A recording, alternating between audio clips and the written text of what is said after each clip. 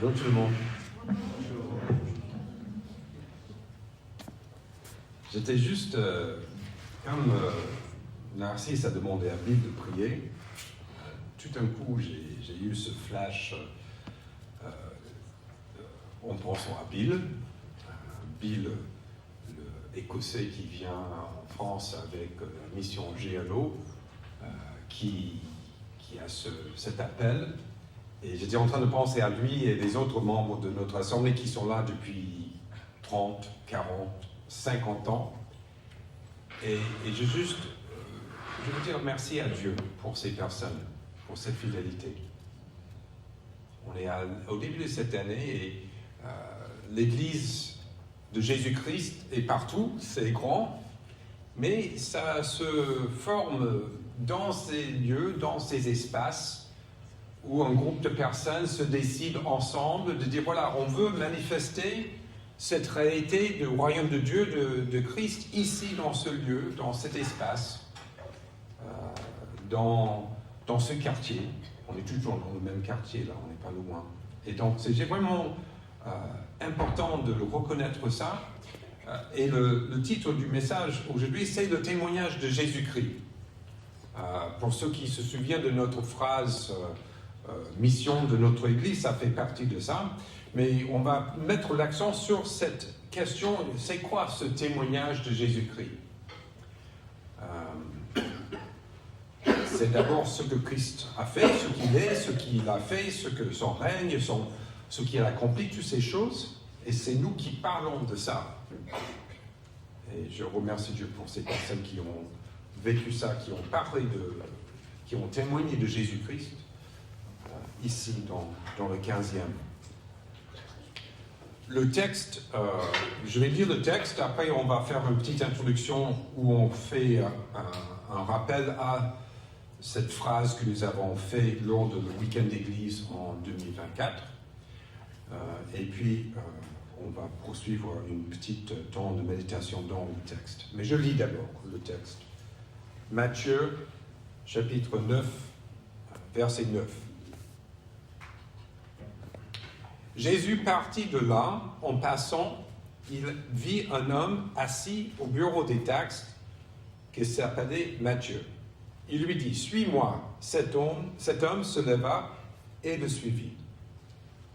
Comme Jésus était à table dans la maison, beaucoup de collecteurs d'impôts et de pêcheurs vinrent se mettre à table avec lui et avec ses disciples. Les pharisiens virent cela et dirent à ses disciples, « Pourquoi votre maître mange-t-il avec des collecteurs d'impôts et des pêcheurs ?» Mais Jésus, qui avait entendu, leur dit, « Ce ne sont pas les bien portants qui ont besoin de médecins, mais les malades. Allez apprendre ce que signifie « Je désire la bonté et non les sacrifices ». En effet, je ne suis pas venu pour appeler des justes, mais des pécheurs à changer d'attitude. » Alors les disciples de Jean vinrent vers Jésus et dirent « Pourquoi nous et les pharisiens jeûnons-nous souvent, tandis que tes disciples ne jeûnent pas ?» Jésus leur répondit « Les invités à la noce peuvent-ils être tristes tant que le marié est avec eux? Les jours viendront où le marié leur sera enlevé, et alors ils jeûneront. Personne ne coude un morceau de tissu neuf sur un vieil habit, car la pièce ajoutée arrache une partie de l'habit, et la déchirure devient pire. On ne met pas non plus du vin nouveau dans les vieilles outres, sinon les outres éclatent. Le vin coule et les outres sont perdues. Mais on met le vin nouveau dans les outres, toujours l'étranger. Les outres, c'est au ciel, ça sera beaucoup mieux. Des outres, on ne va pas parler français au ciel, hein, vous savez ça. Désolé, Des outres neuves et le vin et les outres se conversent. Jusqu'ici, la parole de Dieu, sauf ce que j'ai dit. Amen. Amen. Vers la fin du message, mais je vais dire ça maintenant parce que ce texte est étonnant, surtout la fin, avec cette histoire des outres et ce vin nouveau et tout ça. Et Jésus, il a raconté ça à ce moment-là, à nouveau pour parler de lui-même et pour montrer que lui, il est complètement différent de tout ce qui existait à ce moment-là. Il est venu pour renverser tout. Et il est ce vin nouveau. Et ce vin nouveau qui doit être dans les outres neuves. C'est lui. C'est lui. C'est lui que nous célébrons. Et il amène une vie avec lui, une vie abondante, une vie qui est juste, qui nous dépasse tout ce qu'on peut imaginer, même si, et ça c'est ce qui est important, même si on est dans la souffrance dans ce monde. Il faut réaliser ça. Je ne veux pas dire qu'en disant qu'il vit cette vie abondante et toutes ces choses-là, ça ne veut pas dire que ça ignore la souffrance réelle de notre monde. Mais Jésus vient au milieu de tout ça, avec cette vie qui est en lui, qui est une promesse de la vie éternelle, et qui nous fait surmonter, dépasser les conditions dont nous avons en ce moment. C'est Jésus-Christ. On va regarder ça un peu plus vers la fin, mais d'abord, on fait juste, c'est un peu école, je sais, mais bon, on va faire ça parce que le conseil, on a discuté qu'est-ce qu'on a besoin de faire au début de l'année, et c'est bien de rappeler un peu les bases qu'on a posées. La parole, c'est notre base, c'est notre fondation, et par la suite, en tant qu'une communauté locale, on s'est dit, il faut qu'on pose quelque chose qui dit, ici, maintenant, c'est ce qu'on veut vivre. Le ici et le maintenant. Pour les latinistes, c'est le hic et le nunc. Voilà, ça c'est un peu mon... ça c'est tout ce que je sais au niveau latin. Voilà, Unis dans sa diversité. L'Église de Paris-Bourgonel accueille chacune pour participer ensemble au témoignage de Jésus-Christ, à l'écoute des besoins de ses membres comme des habitants du quartier. Elle se structure pour prendre soin d'eux et les accompagner spirituellement. Elle fait vivre et rayonner l'Évangile par l'édification dans la parole de Dieu, la communion fraternelle et par sa présence dans le quartier. Voilà, donc, et pour ceux qui ne savent pas, ces phrases étaient construites ensemble lors d'un week-end d'église. Et après, il y a une synthèse qui était faite par Joseph, Calma et Basile. Et on remercie toujours ça parce que ça a condensé des choses d'une manière qui exprime la volonté de notre assemblée. Aujourd'hui, rapidement, on va regarder, unis dans sa diversité, l'Église de Paris-Bourgonel accueille chacune pour participer ensemble au témoignage de Jésus-Christ. Donc, quelques remarques avant d'aller dans le cœur de ce qu'on veut discuter aujourd'hui, c'est le témoignage de Jésus-Christ. D'abord, l'Église unie dans sa diversité, ça c'est tout un chapitre qui est merveilleux de réfléchir à ça. J'ai le plaisir de vous voir et je vois cette diversité. De différents âges, différents arrière-plans au niveau de culturel, éducation, tout ça. Cette diversité et on est unis en Christ, c'est merveilleux. On accueille chacune. Et ça, c'est aussi notre grand chapitre de la réalité de l'Église. L'Église existe non pas pour elle-même, mais existe pour accueillir, recevoir ceux que Dieu nous envoie. Ceux qui ne sont pas encore ici. On est là pour eux. Et on a besoin de prier pour eux. De penser à eux. Ce monde qui a besoin de Jésus-Christ. Et on veut entrer en contact avec eux. Et ensuite, on participe ensemble. Ça, c'est aussi très important. La vie chrétienne ne se vit pas seule. Oui, certains parmi nous, peut-être beaucoup parmi nous, vivent dans la semaine seuls. Comme vous le savez, à Paris, on est à Paris, la moitié des personnes qui habitent à Paris habitent seules. Donc, c'est une réalité. Mais l'Église ne se vit pas seule. On vit en communauté. On se vit ça ici, le dimanche matin, on vit ça dans notre local au Descartes Perpignan, on vit ça dans différentes manières. On vit ces choses ensemble. Et ce témoignage vit par une diversité de voix, une complémentarité de dons. On est unis dans l'amour et on a une cohérence entre notre parole et nos vies. Ça, c'est parti. Et tout cela pour ce témoignage de Jésus-Christ.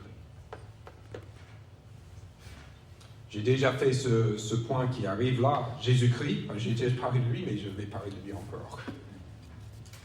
Mes frères et sœurs, ceux qui peut-être qui ne connaissent pas encore Jésus comme leur Seigneur et Sauveur, tout ce qu'on vit, tout ce qu'on dit, doit être autour de la personne de Jésus-Christ.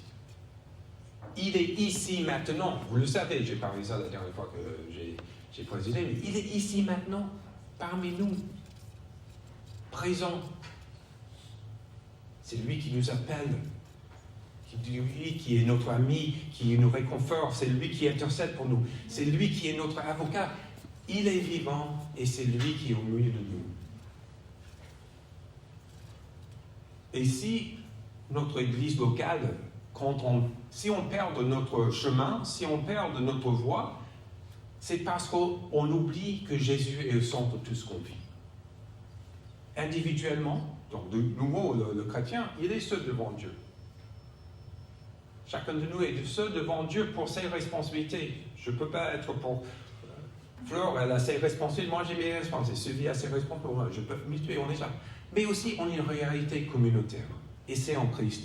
Et on a besoin de le mettre au milieu de nous. On peut dire que le témoignage de Christ concerne ces 4 points. C'est une manière de penser à ça. Le témoignage de Jésus-Christ concerne sa personne,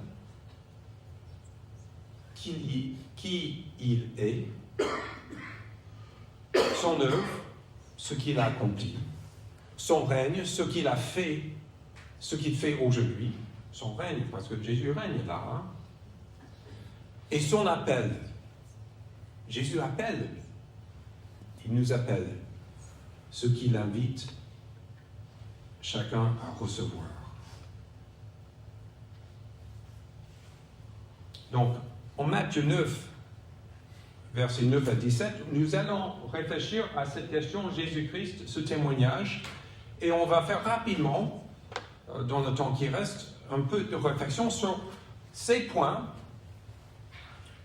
cette notion de sa personne, son œuvre, son règne s'appelle, dans le contexte de Matthieu 9, 9 à 17.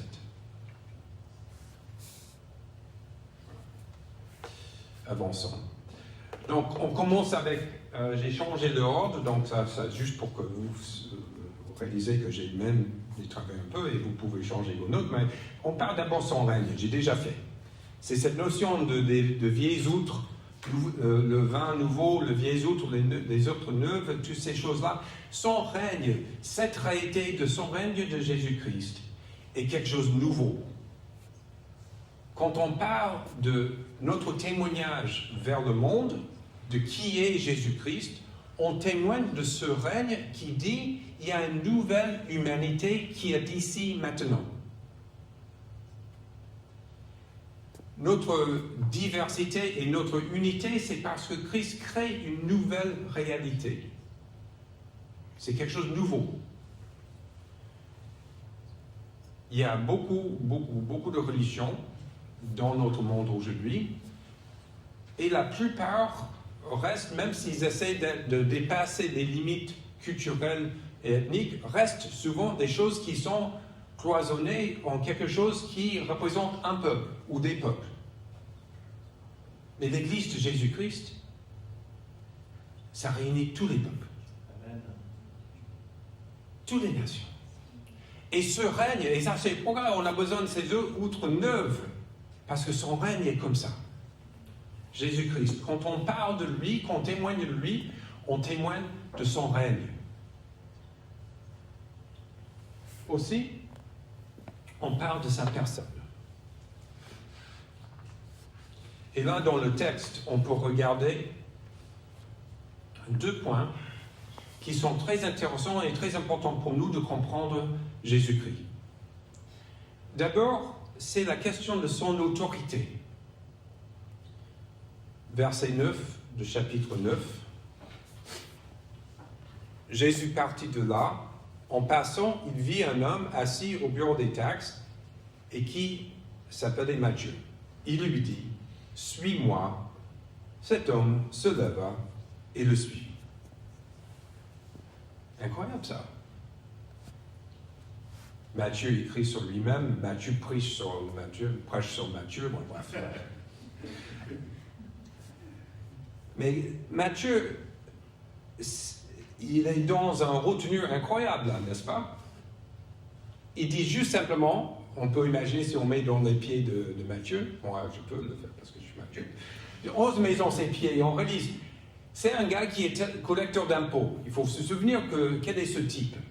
C'est le type qui est aux portes de la ville, qui a la responsabilité de voir qui arrive et qui repart, et il est donné cette responsabilité par les Romains, qui sont des méchants, et lui doit dire à toutes les personnes qui passent, est-ce que vous avez payé vos taxes? Et qu'est-ce qu'il faisait toujours? C'est qu'il demandait une certaine somme, une partie il donnait aux Romains, parce que c'était ce qu'il a attendu, et l'autre partie il va dans sa poche. Et ce Matthieu, ça veut dire qu'il ne faut pas imaginer que Matthieu n'avait aucune idée qui était Jésus. Il savait qui était Jésus. Jésus était dans sa ville depuis un moment, c'est Capernaum, c'est là où Jésus avait un genre de QG. Il était dans la maison de la mère de Simon Pierre, oui. Et Jésus était connu. Et donc Matthieu était là. Et donc Jésus, il arrive devant lui, il dit, c'est le moment maintenant, Matthieu, je t'appelle, suis-moi. Et ce Matthieu, il dit, ok, j'y vais. Incroyable ça. Il est important qu'on pense à ça et on va revoir ça. Je garde ça. Garde cette idée de l'appel là. Parce qu'on va parler de l'appel dans un moment. Mais ici, on est sur l'autorité de Jésus. Il y a cette autorité de dire, suis-moi. Mais il le fait avec une manière qui respecte la personne. Jésus humble, il n'est pas en train de dire « suis-moi ». Non, c'est une invitation. Et non seulement ça, il va aller manger dans la maison de Matthieu, qui, comme on voit par la réaction des pharisiens, est quelque chose qui juste est en train de les scandaliser. Mais ce n'est pas juste son autorité, mais aussi, on voit dans le texte, il a une identité qui ne dépend pas du contexte. Et ça, c'est tellement important. Regardons. Verset 10. Comme Jésus était à table dans la maison, beaucoup de collecteurs d'impôts et de pêcheurs vinrent se mettre à table avec lui, avec ses disciples. Ils étaient contents. Matthieu a ouvert les portes de sa maison, il dit, viens, tous ses amis, parce que qui était l'ami de la personne qui a été méprisée par tout le monde? Toutes les personnes qui sont méprisées, n'est-ce pas? Et toutes ces personnes viennent, et les pharisiens, dans leur posture habituelle, oh là là là, qu'est-ce qu'il fait ce Jésus? Qu'est-ce qu'il fait? Il est à table avec ces personnes. Et Jésus, il a entendu ce qu'ils ont dit. Et qu'est-ce qu'il dit? Il dit, ce ne sont pas les bien portants qui ont besoin de médecins, mais les malades. Et ça part de cette identité de Jésus-Christ. Et c'est tellement important de voir ça. Parce que les pharisiens, ils avaient raison. Même dans cette salle, on a certaines personnes qui sont peut-être un peu plus en alerte que d'autres au niveau de la maladie. Certaines portent le masque quand c'est nécessaire. Certains peuvent dire, on ne va pas faire de la bise. On sait que la maladie se transmet facilement. Et les pharisiens, ils étaient éduqués de ne pas se souiller de ce qui est avec les autres, de rester sains. Donc, quelque part, ils avaient une attitude juste. On veut être sain. Parce qu'on ne veut pas être contaminé par les autres. Leur religion était une religion de séparation pour montrer qui est saint et qui n'est pas saint.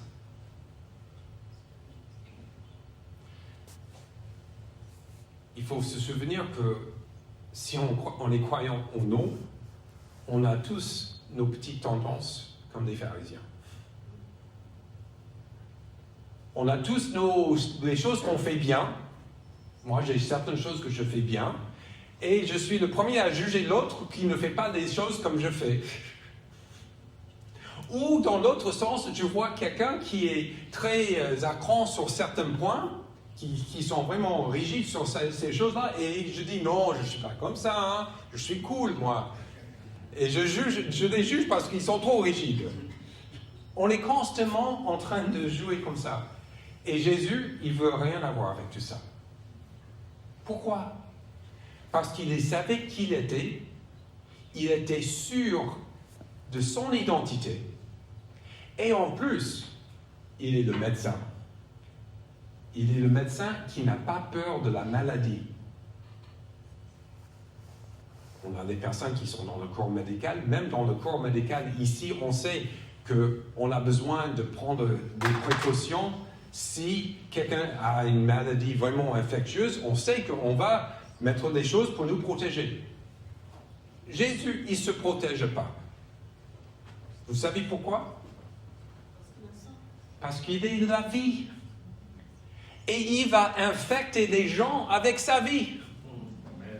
Vous voyez la différence?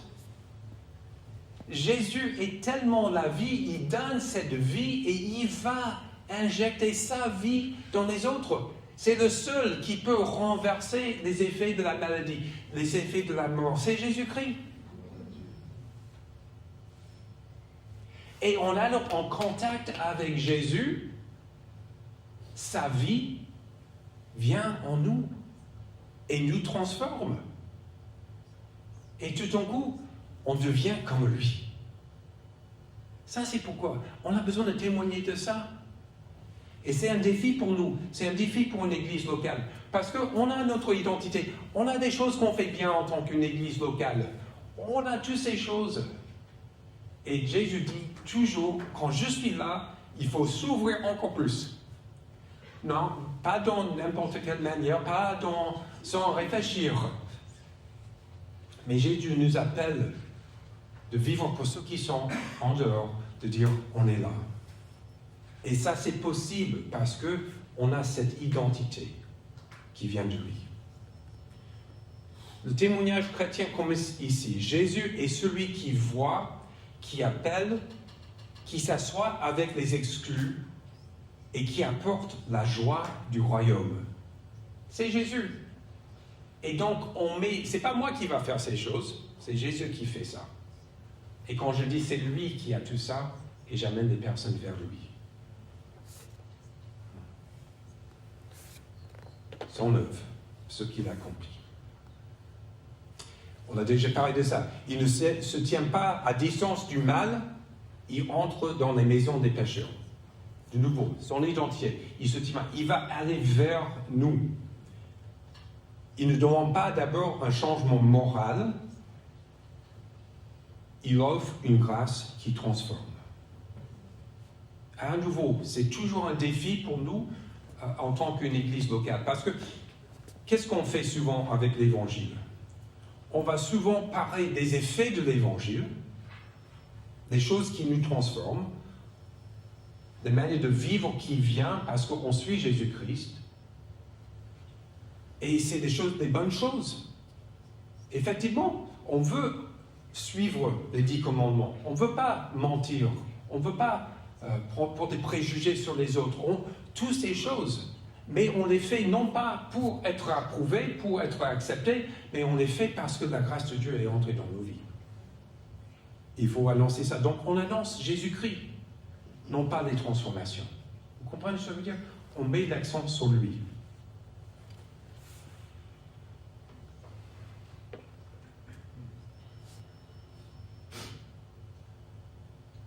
Et cette œuvre,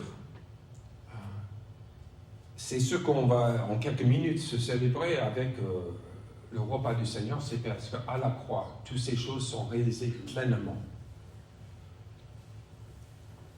J'ai dit, c'est Jésus qui infecte, entre guillemets, nous tous. Il peut le faire, pourquoi? Parce qu'il a accepté de devenir devenir péché pour nous. C'est cet échange incroyable. Parce qu'il faut que quelqu'un paye le prix. Et Jésus l'a fait à la croix. Et ici, dans ce texte, en Matthieu 9, on voit Jésus qui vient chercher ceux qui sont perdus. Il vient vers ceux qui ont besoin de cette relation. Et même, il appelle ces personnes à venir à lui. Et dernier point, son appel. Il a appelé Matthieu, mais tout au long des évangiles, on voit Jésus en train d'appeler plein de différents mondes, différentes circonstances. Donc, il ne faut pas imaginer qu'un appel peut être le standard pour tout le monde. Pour certaines, et si on avait le temps d'écouter tous les témoignages dans cet espace, on entendra des personnes qui ont pris du temps pour comprendre et pour dire oui. On a d'autres personnes qui ont dit oui tout de suite. Certaines personnes qui ont grandi dans une famille chrétienne, donc ils ont entendu l'évangile depuis tout petit. D'autres qui ont vécu des années sans rien comprendre. Mais ce qui est sûr, c'est que quand Jésus appelle, il nous appelle. Et c'est cette voix que nous avons besoin d'entendre. Ce n'est pas la voix de mes parents, ce n'est pas la voix de mon pasteur, ce n'est pas la voix de mon ancien, ce n'est pas la voix de la personne qui est à côté de moi, c'est Jésus qui nous appelle. Et ça, c'est incroyable. J'ai commencé en parlant du fait que Jésus est là au milieu de nous. Et Jésus est là maintenant en train de nous appeler à le voir à nouveau. De se souvenir ce qu'il a fait pour nous. De se souvenir qui il est. De se souvenir son œuvre. De mettre nos pensées sur ça. Et quand on fait ça, quand on reste dans cette attitude-là, toutes les autres choses deviennent un peu plus claires, un peu plus faciles à gérer. Les personnes qui nous énervent, on a de la patience. Les situations qui semblent impossibles à surmonter, on met ça à Dieu. Parce qu'on sait que Christ nous traite comme ça. Il nous appelle à le suivre et devenir plus comme lui. Notre prière, je pense pour tous dans cette nouvelle année, c'est qu'on puisse vraiment voir Jésus et d'être des fidèles témoins de lui, de sa personne, de son œuvre, de son règne et son appel.